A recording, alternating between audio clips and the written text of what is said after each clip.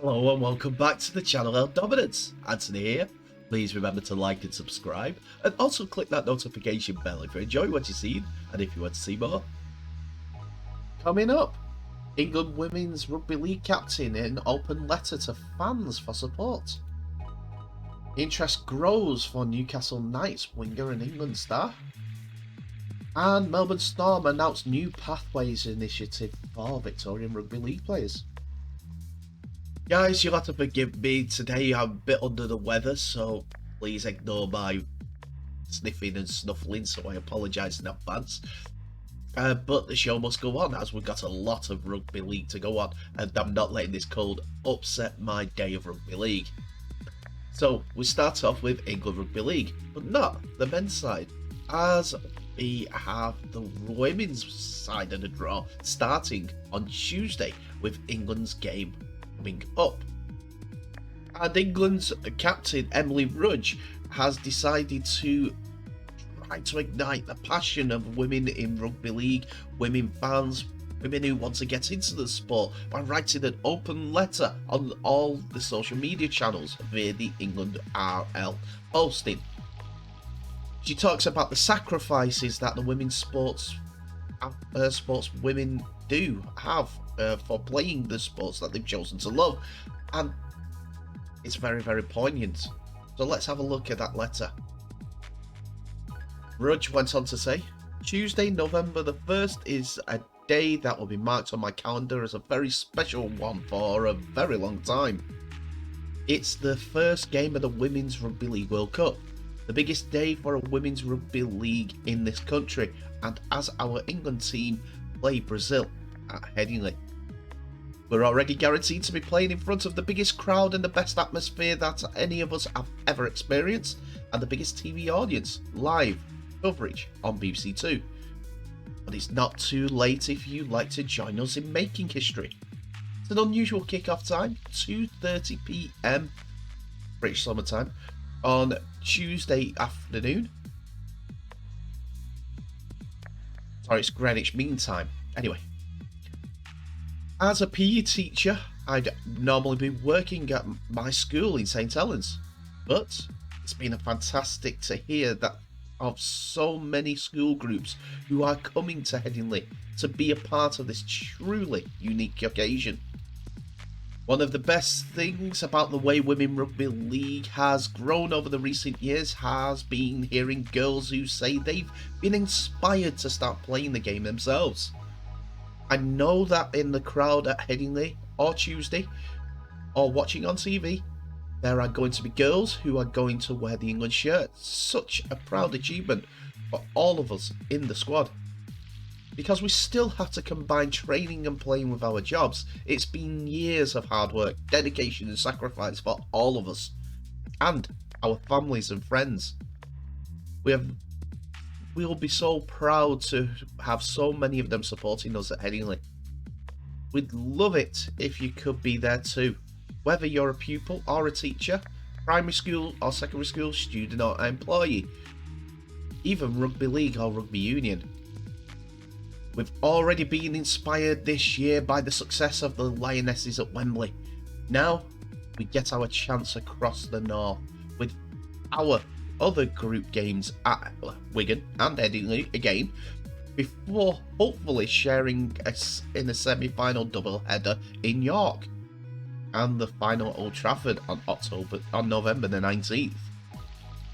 All the games are going to be special, starting with against Brazil at Headingley, the biggest crowd ever for a women's rugby league match in the Northern Hemisphere, and hopefully more than 10,000 in the ground, really packing it out.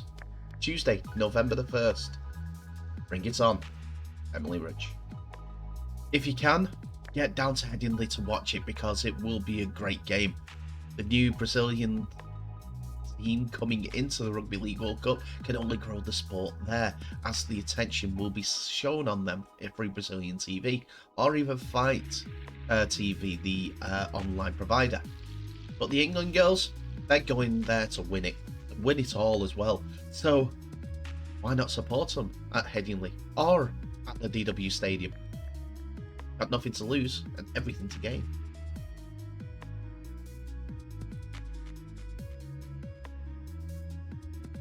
When England were preparing for the Rugby League World Cup, England used an away international against Wales as their warm-up game. But unfortunately for one of the Wales players, there was an injury which is quite devastating to the player. To hopefully get back to full fitness though, a best friend has basically said, we're starting to go for me for you so that you don't have to worry about the financial burden that this may cover. But women's London Broncos fullback Catherine Salter, seen here on the right, has set up a GoFundMe page to raise funds for Seren Goff Walters, who was injured in that international back on the 10th of June 2022. She was representing the country of Wales in the test match and enjoys playing rugby league. Unfortunately, in this game she sustained an injury that no rugby league player wants to hear. An ACL rupture and a meniscal tear. This injury, as many players know, has a long recovery, and as a keen player, waiting times on the NHS are very long, therefore she's opted to do it privately, so she can get back to full fitness and playing the game she loves. I like to say that we're all a rugby league family, so if anyone can donate to the GoFundMe page, it will be fantastic. There will be a comment saying, there will be in the comment section where you can donate, and also in the description in this video. I'll also put it up in a few moments where you can also go and donate, so please, if you can, help out. Let's GoFundMe to get a player back on the field. We're all a caring lot as rugby league people. Go and prove it. Donate there.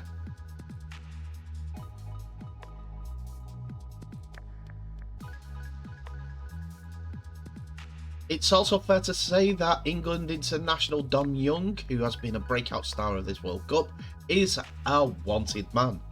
The Newcastle Knights winger has been tremendous form for England so far in the World Cup, scoring a number of scintillating tries as long as making some brilliant carries out of defence. In fact, his form has been so good that NRL clubs have circled with a vengeance, with his agent confirming to Rugby League Express that Super League clubs are not being considered, given the potential deal that could be struck down under. And also, League Express understands that the Dolphins and Melbourne Storm are two of the clubs battling it out for his signature, with almost half the NRL sides wanting to sign the 21-year-old.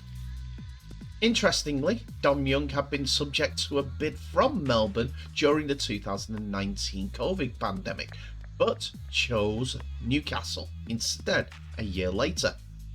With 18 tries in 26 games under his belt for Newcastle Knights, Young has become something of a fan favourite at Hunter's club, starring in the team that has been vastly underperforming in Australia's greatest rugby league competition. It's been a meteoric rise for Young, whose career began in earnest with the Huddersfield Giants, though the fleet-footed winger made just 2 appearances before making the bold move to Australia as a teenager on his own. It takes a lot of courage for a teenager to back themselves as Young has done, but now he is reaping the rewards in true fashion. So much so that he is one of the most sought after stars in both the northern and southern hemispheres. Who will win the race though? It is unclear as things stand, but Newcastle's willingness to let other clubs into the race could perhaps sway Young. And if Young continues in the same rich vein of form as he currently is for England, more than half of the 17 NRL clubs may well go in for him.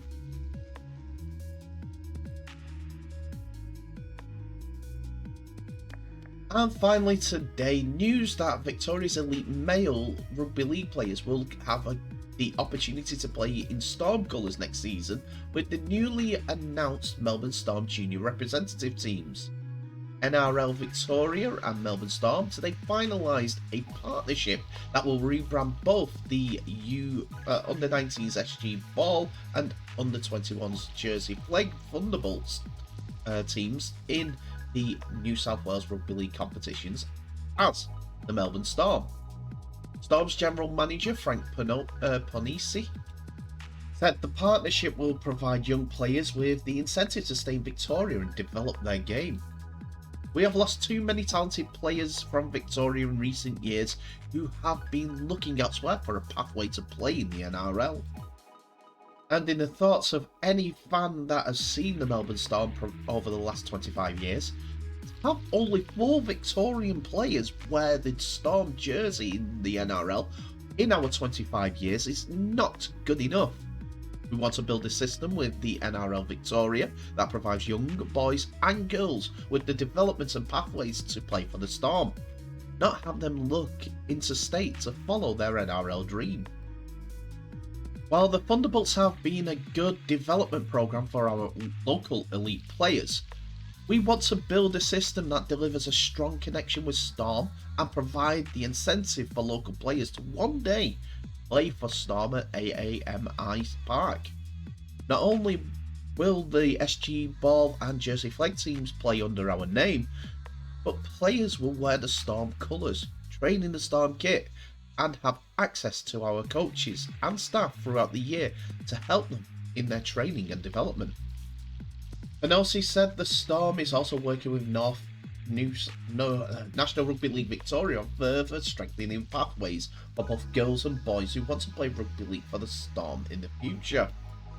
We know our club has a role to play in providing clear development pathways for our players who want to play in the NRL, but we can't do this alone, and we'll need to have key partners help if we want to see the game continue to grow in Victoria. We have so much talent at our fingertips. We now need to set down the foundation that will see more girls and boys from Victoria playing in the NRL and NRLW in the future, Penosi said. Our plan is to have an under-17s team play in the Harold Matthews competition in the future, and could also include having in place satellite academies across Victoria, a centrally based Storm Academy and the future junior rep team for girls and boys.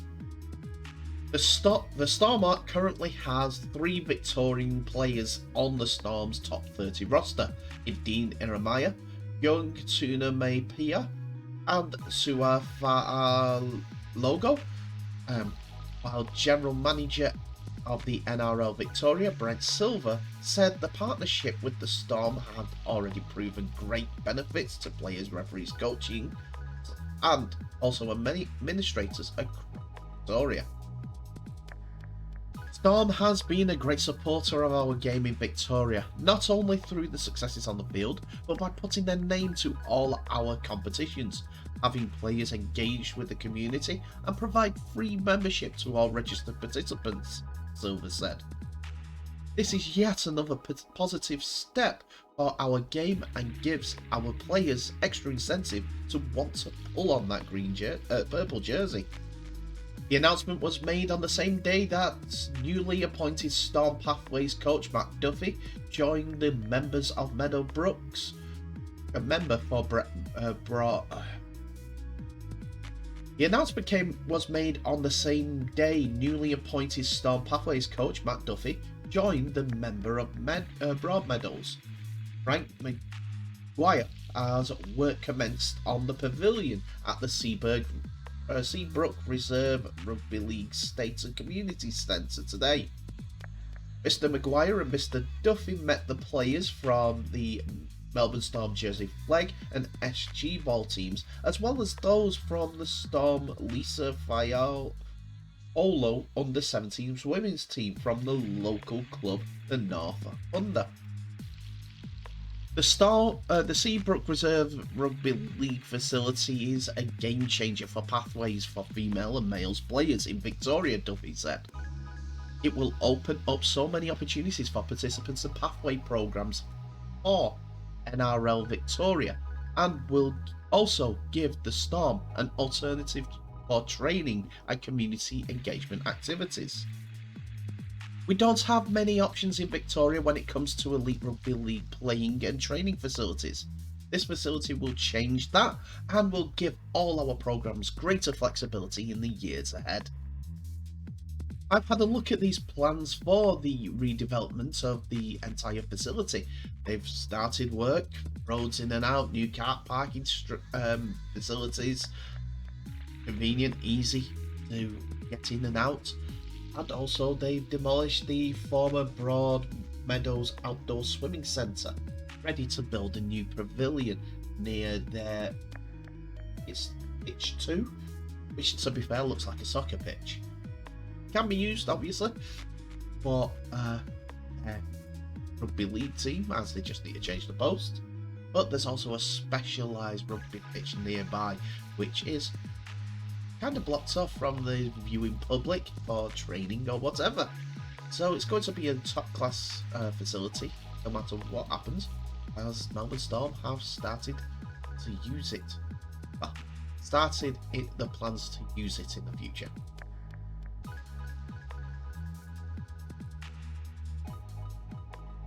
And that's it for another episode, ladies and gentlemen. Thank you so much for watching. Please remember to like, subscribe and share this video worldwide, as well as clicking that notification bell for any updates on new videos that may be coming your way in the future.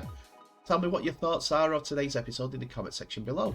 And if you can, please remember that GoFundMe page, as any donations will be gratefully appreciated from the young rugby league woman. Tell me what your thoughts are on Emily Rudge's letter to the general public. If you can get down, go and watch them. 2:30, Headingley Stadium. Not a bad little day out, and you're supporting Women's Rugby League. Buy your ticket, the money goes back to Women's Rugby League. Anyway, thank you so much for watching. Please remember to share this video worldwide. And please remember to be respectful in the comments when you're talking to each other. But in the meantime, please stay safe. I wish you all the best, and see you in the next episode.